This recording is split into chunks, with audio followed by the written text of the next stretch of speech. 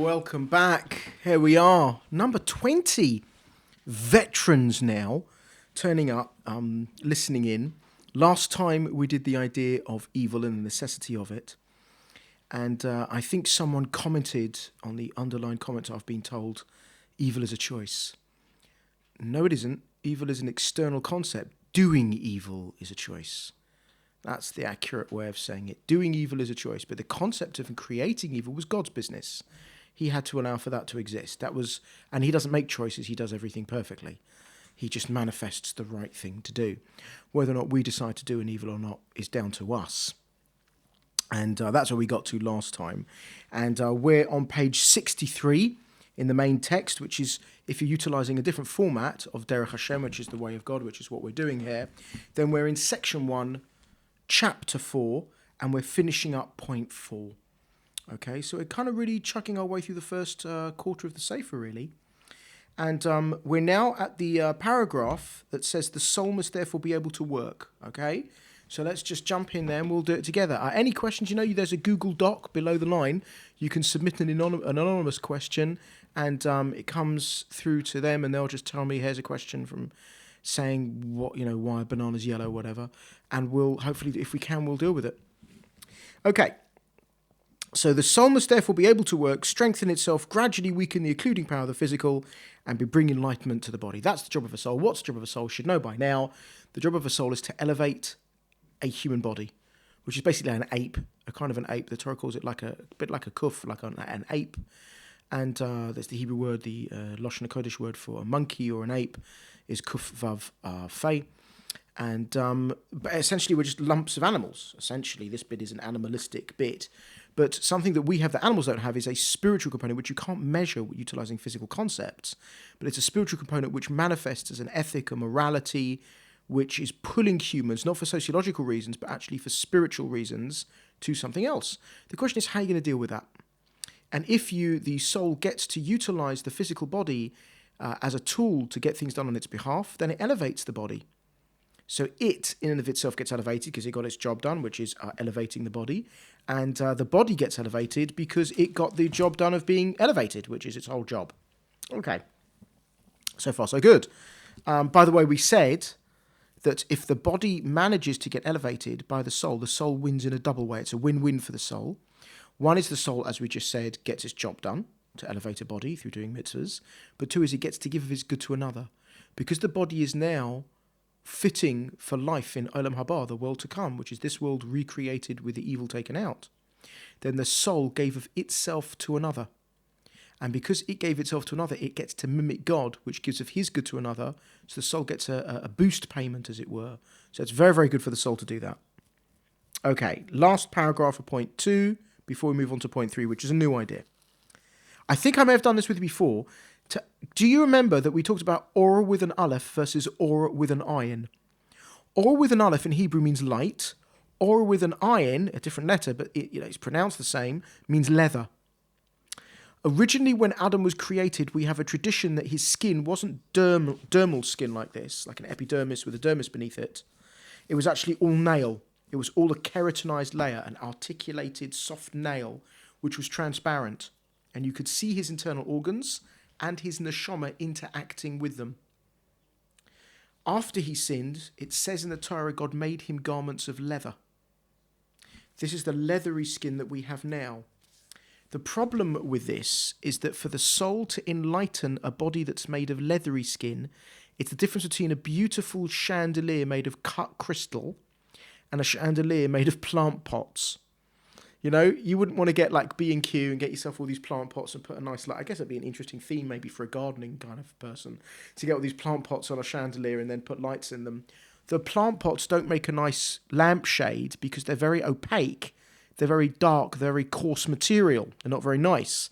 But 24% lead cut crystal is a lovely material to make a chandelier out of, a lampshade out of, because it makes it sparkly and beautiful. In fact, I think probably the most special and expensive light fittings there are probably cut glass chandeliers, because they're the best. Like a genuine crystal, not plastic. Actual cut glass. It's very, very expensive to make a chandelier out of that. Our bodies should be chandeliers made of cut crystal. But now they're kind of plant pots. They're leathery and opaque. As much as the soul wants to work to do it, it can only elevate a physical body that's made with earthenware, leather, material so far. It's at a great disadvantage, and that's why we need the death process and the resurrection process, in order to be able to have this process work where the body can truly be enlightened by the soul. So let's see this. As long as man is in this world, he's in a state where his physical nature is very strong. Since the physical is opaque and unenlightened, man exists in a state of great darkness. I'm not talking about physical darkness that you can't see anything, but you spiritually are deeply insensitive because of the occluding power of physicality in general. Far from humanity's rightful state of closeness to God, which is what God created all humanity for. God didn't create Adam Jewish, by the way. He didn't create him Gentile. There's no such thing as Jew or Gentile until Mount Sinai. He just created a human, and he wanted to have a relationship with him. And unfortunately, the human wasn't particularly good in the beginning to do that. He was like, I don't really want to do it, or I'm not going to do it your way, I'm going to do it my way. So that's the situation we find ourselves in here. I would highlight or underline, if you have the text yourself, man must therefore make every effort to make his soul overcome the physical. That's essentially one of your main tasks. Now, you don't do that in Judaism by ignoring physicality. We are not a religion that believes you can find spirituality by abstinence from physicality. We say you find spirituality by the correct utilization of physicality as prescribed. In fact, that's the only way you can do it. Now, sometimes you'll say to me, but what about Yom Kippur? What about the Day of Atonement? You don't eat. Yeah, that's the correct utilization of food on that one particular day. But then I'll say to you, look about Purim. Purim, you've got to eat, and you've got to really enjoy yourself. You've got to do it physically, otherwise you aren't doing your spiritual... It depends on what day and with what items you're prescribed to do with what. You can't get through to God in this world without interfacing with physicality. That has been designed. Very unlike Eastern religions that hold that spirituality can only be obtained by a complete divesting of all physicality, even clothes, if necessary, everything, because even the feeling of cloth against the skin is a pullback. Jainism would say you can't even wear clothing because you're being entrapped by the concept of the feeling of physicality. You have to completely let go of your physicality. God says, not at all. You have to completely utilize, not revel in, not desire only physicality, but utilize your physicality in the manner that he's prescribed. And he knows what he's doing. He made physicality as well. I've got news for you. Spirituality is just as limited as physicality. God is not spiritual. God is not physical. He is not bound by any, but he doesn't. Spirituality is a limited thing which he created for a particular task. Physicality is a limited thing which he created for a particular task. So use them all well. You're part spiritual, you're part physical. And thereby, so I'll just read that again. Man must therefore make every effort to make his soul overcome the physical, and thereby improve his condition and elevate himself to his rightful state. Okay, thus endeth point number 2. Let's do point number 3. Now, point number 3 is quite amazing. Point number 3 is basically talking about the fact that there is no escape from physicality, and therefore, if there's no escape from physicality, it's got to be used, right? Man's environment and everything in it are physical and filled with darkness. There's no intrinsic light in physicality, remember. The highest utilization of physicality for physicality's sake alone is art, which must be intrinsically functionless. Remember, I think we've said this before. The highest utilization of physicality there is the utilization of physicality to fulfill a commandment, to do something which is morally and ethically right in God's eyes, as it were. It doesn't have physical eyes, but you know what I mean, in his view. Since they relate to his environment, his activities can be nothing other than physical. Notice God doesn't give us a single mitzvah which is to interface with spirituality alone. He doesn't, out of all the 613, it's always something to do with something physical. This is what to do. I need you to do this, or I want you to do this rather, with this piece of physicality. Because of its physical nature, because of its physical nature,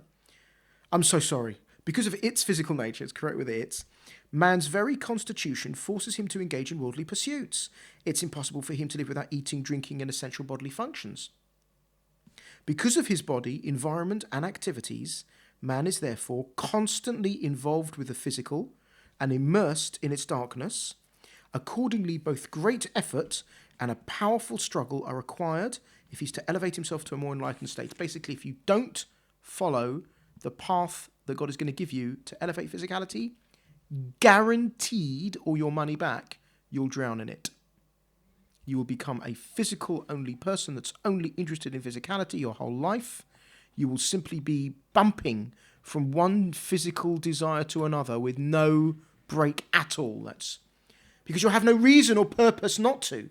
And it's so strong and it's so overwhelming, of course, you're going to just see the world as a purely physical place.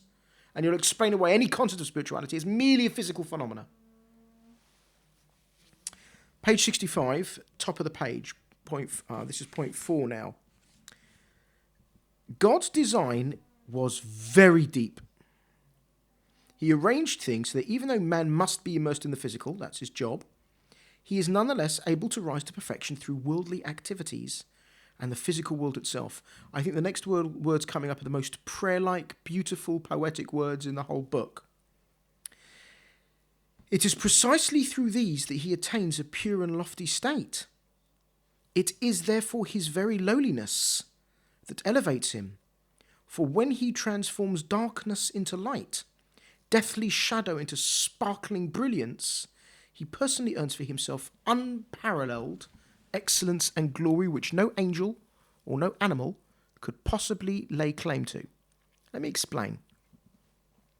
There's someone you know, heaven forbid, who's sick in bed or in an hospital. And you decide to bake them a cake or a muffin or, I don't know, a bagel, I don't know, whatever it is. Cheer them up. And you write out a nice card and you take the bacon, you go to the hospital and you walk there and you give them the thing and they feel that it's very nice to see you. It's really nice to see. That's very kind of you. Every footstep you took, every time your shoe's sole made contact with the pavement, the fuel you burnt driving your car there, the wheat that was used in the cake, the sugar from the sugar beet or cane that was used in the icing, the ink in the pen, the trees that were cut down to make the card that you wrote the good wishes on, all of them become elevated.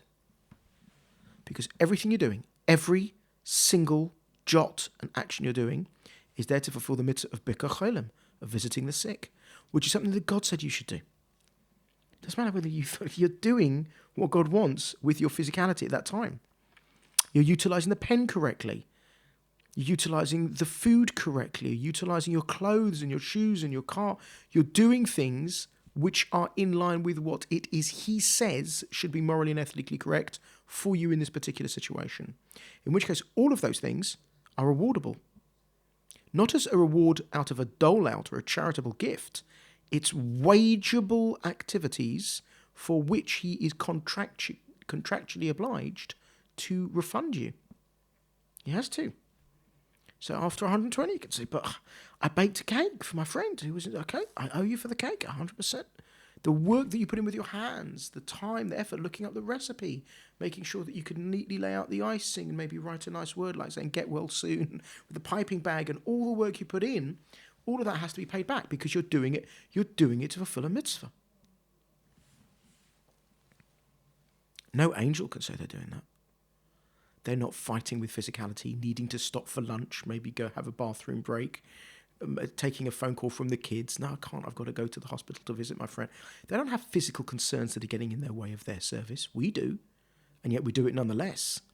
So it's actually the fact that we're mining about in the filthy face of a mine, digging for rocks. That's where the gold and the diamond comes from. If you have a piece of gold or a piece of diamond that you cherish, know now it is embedded in some filthy rock somewhere deep under the ground that you'd never want to go. Someone had to go there, dig it out, and get it. Well, we're the miners. We're the ones that go in there, drill the rock face, bring out gold and diamonds by utilising physicality itself. It's unparalleled exercise, unparalleled wages. Unparalleled. Who can claim more than you in their service? The angels? What else? What choice are they going to have? The animals? They're instinctive. Humans? I had to make a moral decision to do this. Next paragraph. This is a result of the fact that God arranged and circumscribed the ways in which man should make use of the world and its creatures according to their intended purpose. When man abides by these limits, arrangements, and intentions ordained by the Creator, then even the very mundane activities themselves, baking the cake, writing the get well soon card, actually become acts of perfection. Really? Yeah. Through them, baking the cake, writing the get well soon card, man can incorporate in himself perfection and excellence if you're utilizing it in order to fulfill this particular directive, and thus raise himself high above his previously lowly state. The highest wisdom took into account all the categories of man's natural faults, as well as all the concepts of true excellence and value required by man to come close to God and enjoy his good. He knows what it is you need, what it is you're lacking, and made you a prescription, saying do this on such and such a day, do that if it ever comes circumstantially into your environment. Don't do this under any circumstances.